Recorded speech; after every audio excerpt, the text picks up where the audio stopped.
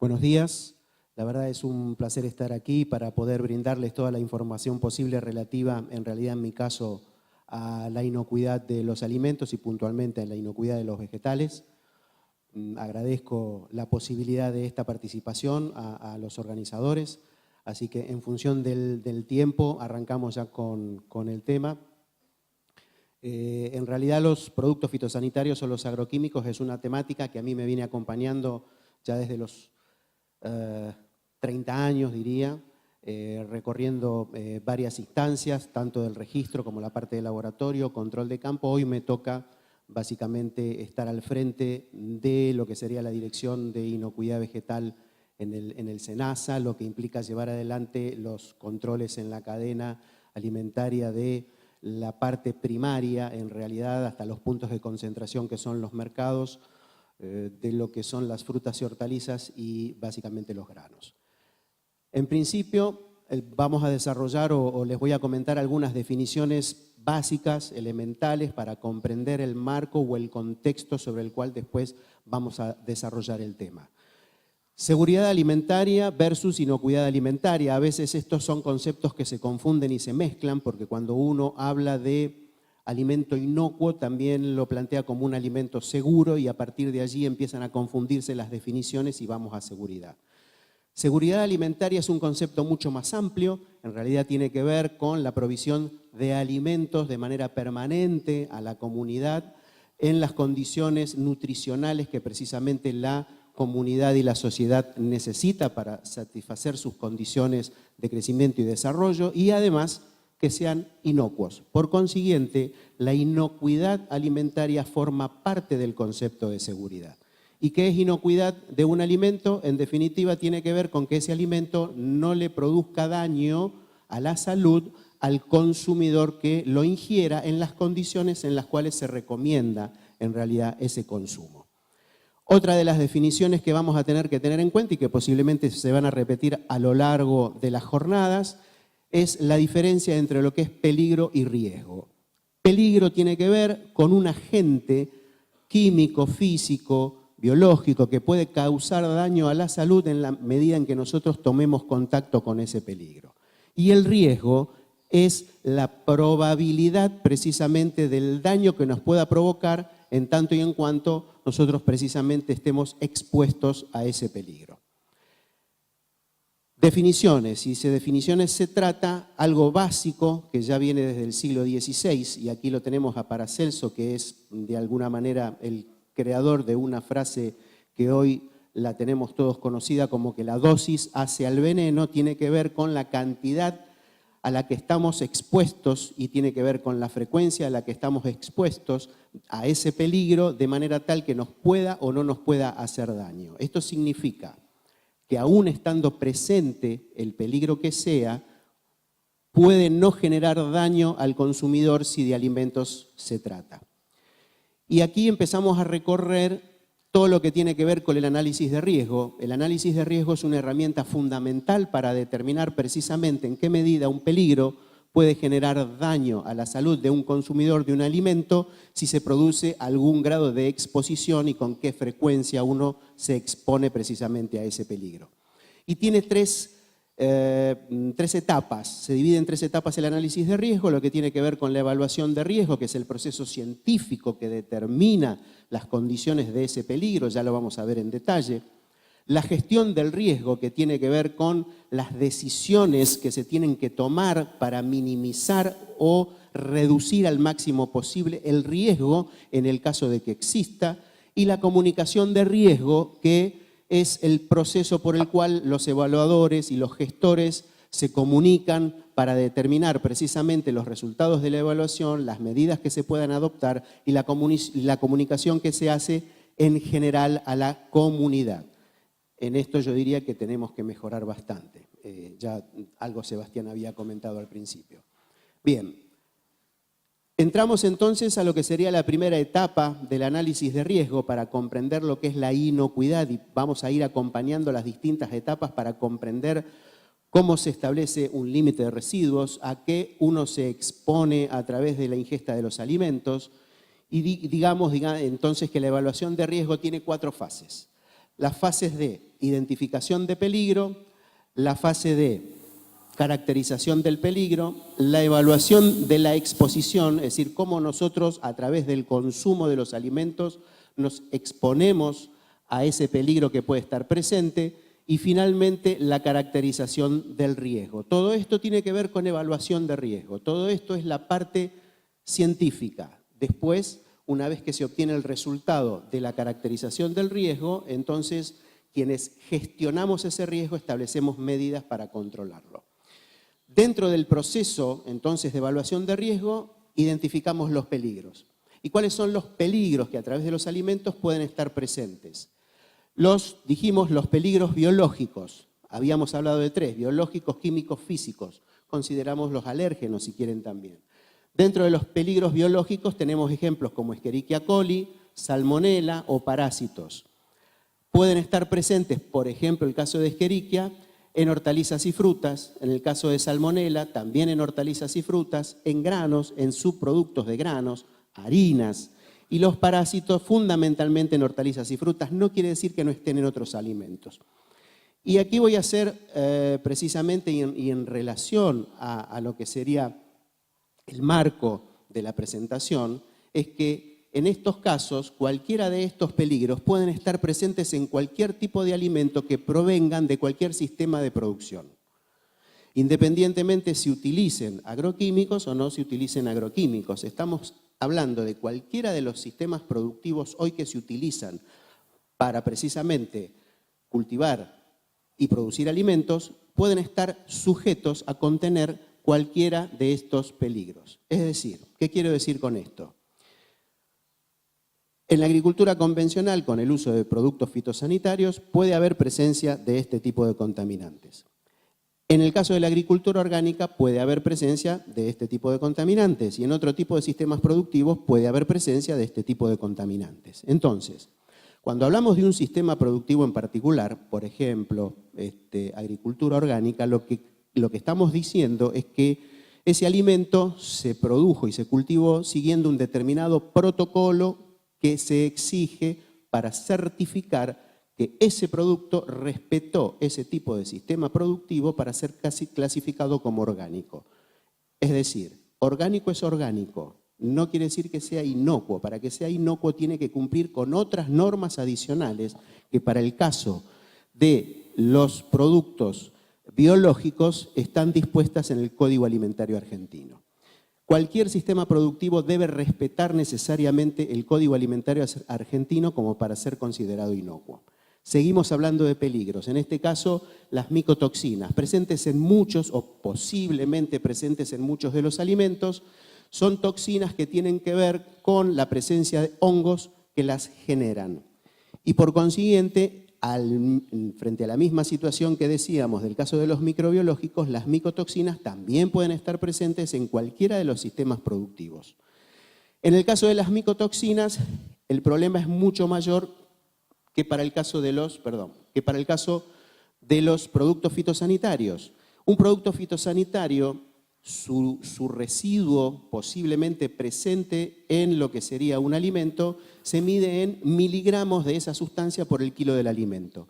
En el caso de las micotoxinas, como son mucho más tóxicas, el parámetro de medida es microgramo de micotoxina por kilo de alimento. Es decir, un valor 1000 veces menor, porque realmente son bastante más problemáticas desde el punto de vista de la inocuidad. Y en la misma condición que los microbiológicos también pueden estar presentes en cualquiera de los sistemas productivos. En el caso de los metales pesados, también hablamos que hay, o ya sea porque son, por ejemplo, como el caso del arsénico, que lamentablemente el arsénico está presente en nuestros suelos por el tipo de roca madre que tenemos, por consiguiente puede haber algunos alimentos que tengan presencia de arsénico. Recordemos que el arsénico, según la IARC, es clase 1, cancerígeno. Y realmente puede estar presente en estos alimentos en función precisamente del tipo de suelo en el cual se esté trabajando. Ninguno de los sistemas productivos hoy utilizados está libre de poder contener arsénico o de tener presencia de arsénico en su composición. Finalmente, en el caso de los residuos de productos fitosanitarios, en el caso en que los utilice, también es posible que estén presentes en los distintos tipos de alimentos donde son aplicados. Pasamos a caracterización del peligro y acá nos vamos a focalizar, yo diría, en el tema de fitosanitarios, de agroquímicos. Ya dijimos identificación de peligro dentro de lo que es la evaluación de riesgo. Vamos a caracterizar el peligro. ¿Qué significa caracterizar el peligro? Conocerlo, saber cuál es el daño que produce, saber cómo produce ese daño y conocer en qué cantidad puede estar produciendo ese daño. Para lo cual es necesario conocer en principio, si hablamos de un producto fitosanitario, su proceso de síntesis, cómo se trabaja para llegar a la síntesis de una determinada sustancia, porque ese proceso puede llegar a derivar concretamente en la aparición de alguna impureza que debe estar declarada y que por consiguiente la tenemos que conocer. Forma parte también de la caracterización del peligro los distintos espectros químicos que se tienen que presentar para conocer al grado de detalle cuál es el tipo de sustancia de la que estamos hablando y si realmente lo que se está declarando es la composición y el proceso, entonces, para que el químico que evalúa determine si realmente estas son las impurezas que están presentes y no puede haber alguna otra impureza derivada del proceso que puede generar inconvenientes a futuro. Esta información es la conocida como información confidencial, absolutamente confidencial. ¿Por qué? Porque tiene que ver con el secreto industrial. Si nosotros publicamos esta información, cualquier otro industrial poder producir este mismo producto sobre la base de los datos que se presentan. Por consiguiente, son absolutamente reservados por ley. Pasamos entonces, dentro de la caracterización, a los distintos estudios de impacto a la salud, es decir, los estudios toxicológicos. Obviamente también se hacen estudios ambientales, pero los estudios toxicológicos tienen un impacto más directo con lo que es la inocuidad de los alimentos. En este caso, se presentan estudios respecto a lo que es la absorción, es decir, uno se expone, tiene que absorber esa sustancia, cómo se absorbe esa sustancia, cómo se distribuye la sustancia, cómo se metaboliza en el organismo y finalmente cómo se excreta. Y si hablamos de metabolización dentro del organismo, tenemos que saber precisamente cuáles son los metabolitos que quedan después de este proceso o a través de este proceso. ¿Por qué?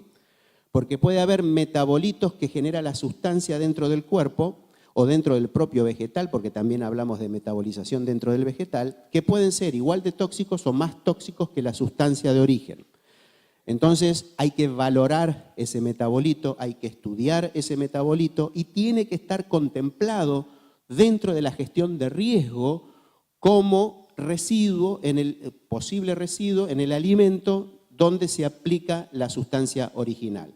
Como conocemos, por ejemplo, en el caso del glifosato, el AMPA. Se estudian ambas sustancias y se estudian otros metabolitos de manera tal de tenerlo valorado al momento de hacer un análisis de residuos. El AMPA tiene que estar contemplado, se tiene que buscar y se tiene que considerar.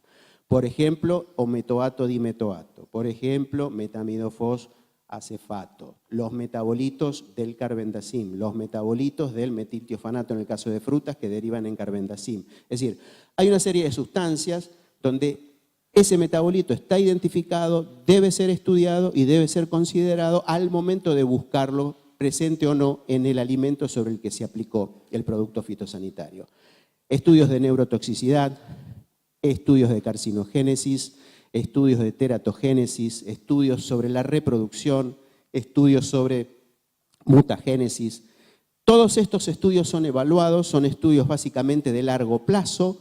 También se hacen estudios de corto plazo de toxicidad aguda y toxicidad de 90 días, que es la denominada subcrónica. Pero estos estudios de largo plazo, que se hacen a través de toda la vida del animal sobre el cual se realizan los estudios, son fundamentales para establecer lo que se denominan los primeros parámetros toxicológicos que corresponden a estos dos parámetros, el NOAEL y el LOAEL. El NOAEL es el nivel más alto sin que se produzca efecto en el estudio. Y el LOAEL es el nivel más bajo donde observamos nosotros que sí se produce un efecto. Vamos a traducirlo. Voy a tomar cerveza. Me tomo un porrón de cerveza. Bueno, me tomo un Fernet, pero el Fernet es más fuerte. Me tomo, estamos en Córdoba, me tomo una cerveza, sí, es tempranito, ingeniero, pero bueno, me tomo una cerveza.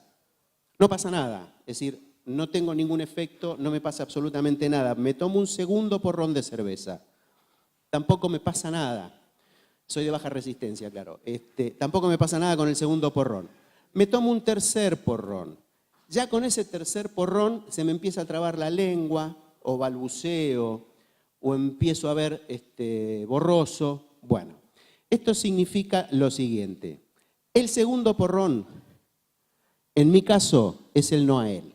Es decir, el nivel más alto sobre el cual no tuve efecto. Y el LOAEL es el nivel más bajo sobre el cual tuve efecto, que fue el tercer porrón. Después puedo tomar un cuarto, un quinto y me pueden llevar, ¿no? En camilla a mi casa, digamos. Pero a los efectos de definir estos dos parámetros, el NOAEL fue el segundo porrón de cerveza y el LOAEL fue el tercero, donde di efecto. Y esto se ve en esto que sería la curva típica dosis-efecto.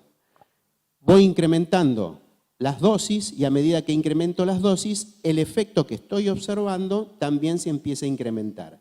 Y es una curva típica. Para todos los estudios de toxicología vamos a observar este tipo de curva. Y aquí en el gráfico vemos que en realidad la dosis empieza desde aquí y llegamos hasta este nivel, a partir del cual no observamos ningún efecto. Hubo dosis antes, no hubo efecto. Este es el NOAEL, porque la dosis siguiente es donde ya estamos observando efecto. ¿Qué hacemos con esta información? En primer lugar, el NOAEL, nosotros dijimos que hacíamos varios estudios, carcinogénesis, mutagénesis, teratogénesis, neurotoxicidad. Bueno, cada uno de estos estudios a lo largo de toda la vida del animal sobre el cual se realiza el estudio genera estos dos datos. Tenemos un NOAEL para carcinogénesis, un NOAEL para mutagénesis, si es que, digamos, el resultado da esto. Puede ser que no exista, puede ser que el producto no sea cancerígeno y entonces nunca llegamos a un valor de esta naturaleza. De todos estos estudios, cada uno aporta un NOAEL. Vamos a elegir el menor, porque si elegimos el menor, automáticamente queda protegido todas las instancias que están por encima de este valor más bajo. Y sobre este valor es que vamos a trabajar más adelante para hacer el establecimiento de lo que sería la ingesta diaria admisible y la dosis de referencia aguda con el aporte de los estudios también subcrónicos. Entonces, sobre la base de la identificación del efecto crítico, ¿cuál es el efecto crítico? Dijimos que había varios estudios, tomamos el más crítico, el NOAEL más bajo, identificamos entonces ese NOAEL y utilizamos un factor de seguridad. El factor de seguridad es, como estamos haciendo los estudios de laboratorio con animales que en realidad, básicamente en general son ratas de laboratorio, que son más tolerantes que el humano es 10 veces, científicamente observado, 10 veces más sensible que la rata. En general, digo, hay humanos que, ya sé, hay humanos que más o menos son lo mismo, pero no importa.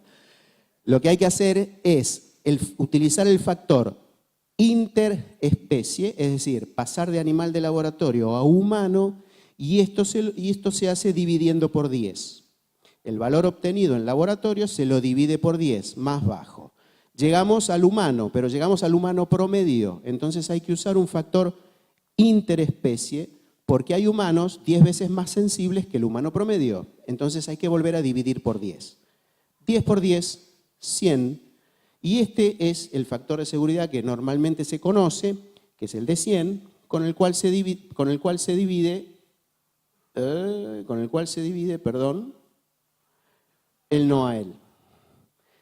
Si los expertos, aclaro que todas estas evaluaciones no las hace SENASA, las hacen especialistas externos a SENASA, expertos independientes, diría los más altos expertos que tiene la Argentina en estos temas, hacen estas evaluaciones. Si los expertos, con los estudios disponibles, que es lo que evalúan, determinan que el factor de 100 no es suficiente porque en alguno de los estudios hubo algún comportamiento que necesitaba un factor mayor, se puede dividir por un valor mayor, por ejemplo, 1000. Pero eso lo determinan los especialistas. Estamos en la etapa de evaluación de riesgo.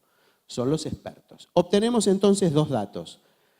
La ingesta diaria admisible y la dosis de referencia aguda. La ingesta diaria admisible es la cantidad de esa sustancia que podemos consumir a través de los alimentos o como sea durante todos los días de nuestra vida sin que nos pase nada. Ahí estamos asociando entonces el factor de nivel de efecto no observado con lo que sería a futuro el valor que no debemos superar a través de la ingesta de alimentos. Y la dosis de referencia aguda es la dosis que no se debe superar en una ingesta de un día, a través de los alimentos, de todos los alimentos, no de uno, de todos. Se van sumando los distintos niveles de presencia en todos los alimentos. Si hablamos de una ensalada, lechuga, tomate, ¿cuánto tiene la lechuga? ¿Cuánto tiene el tomate? Lo sumamos y no puede superar este valor. Me apuré, pero me apuro. Bien. Por consiguiente, lo que queda ahora establecer es la evaluación de la exposición. ¿Cuánto comemos? ¿Cuánto comemos? Y cuánto comemos tiene que ver con la dieta.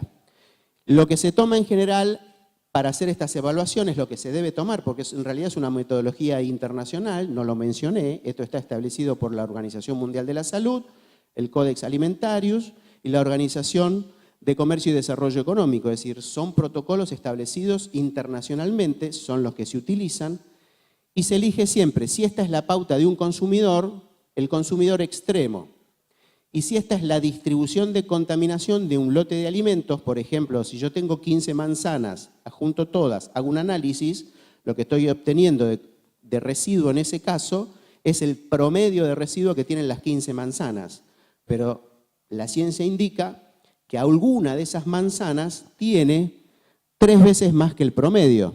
Entonces, la evaluación de riesgo siempre se hace frente a la situación más crítica. Es decir, el mayor consumidor, el que come mucha manzana, y le tocó la mala suerte de la manzana más contaminada dentro del lote, digamos, de lo que se hizo en ese momento de análisis. Pasamos a la etapa siguiente de evaluación de riesgo, con la información de ingesta diaria admisible, dosis de referencia aguda, que es la caracterización del peligro, la unimos a lo que es la exposición, cuánto comemos, y entonces ahí vamos a observar si vamos a respetar, de acuerdo con el consumo, las ingestas establecidas. No puedo superar nunca este valor.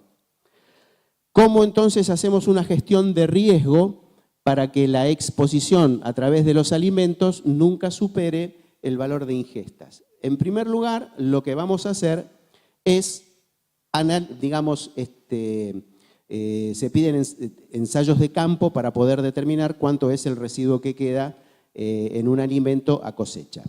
Ahora bien, pasando a la gestión, de eso lo vamos a ver después, pasando a la gestión de riesgo, fíjense ustedes que en realidad a través de toda la cadena somos todos responsables de cumplir con nuestras funciones a los efectos de llegar y lograr a obtener un alimento inocuo.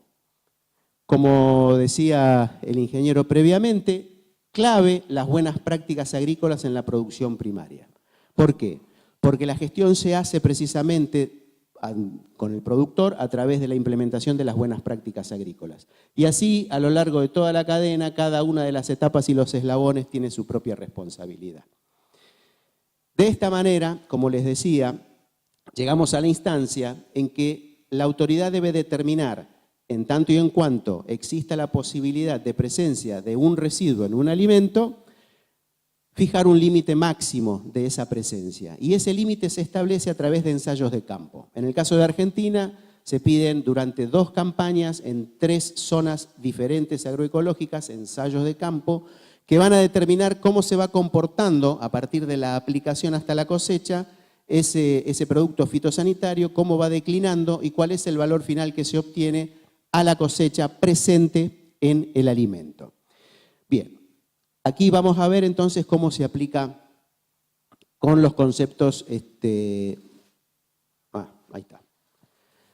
Si nosotros supongamos que este cilindro es una copa que se va completando, está llena. Si está llena, el valor que tenemos arriba es el nivel, aquel de los estudios, que era el nivel más bajo donde observábamos efecto. Dijimos que lo que se tomaba era el valor menor, es decir, aquel dato que los estudios nos estaban dando, que es el nivel más alto sin efecto.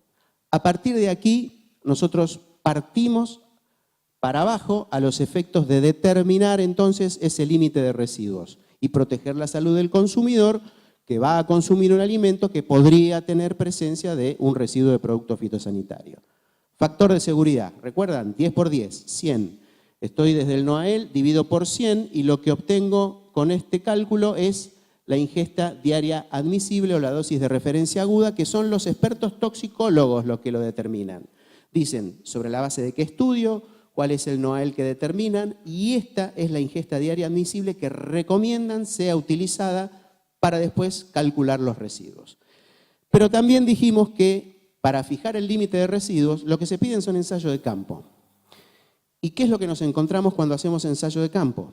Con la buena práctica agrícola crítica. ¿Cuál es la práctica agrícola crítica? La mayor dosis, la mayor cantidad de aplicaciones, el menor periodo de carencia, que es el periodo más corto entre la última aplicación y la cosecha, es decir, forzamos ese cálculo y obtenemos el dato de campo de cuál es el residuo que queda cosecha. La Organización de Comercio y Desarrollo Económico, la OCDE, tiene un sistema de cálculo donde se cargan los datos de todos los ensayos que se realizan en el país sobre esa sustancia en ese cultivo y otorga o genera un valor de límite propuesto estadísticamente aceptable. Y en general no, yo diría siempre, lo que ocurre es que ese nivel obtenido de la buena práctica está bastante por debajo de lo que es la ingesta diaria admisible. Es decir, el límite que se fija tiene que ver mucho más con la buena práctica agrícola que se debe respetar que con el parámetro toxicológico que igual siempre hay que observar, no superar. Por eso, cuando decimos que un límite máximo de residuos se supera, lo que está ocurriendo es que no se cumple con la norma de límites máximos de residuos y no se respetó la buena práctica agrícola con la cual se estableció este límite. No que el consumidor se está intoxicando, porque nos manejamos generalmente en esta franja, por debajo de los datos toxicológicos, pero como no respondimos y no respetamos la buena práctica, entonces estamos por encima del límite de residuos.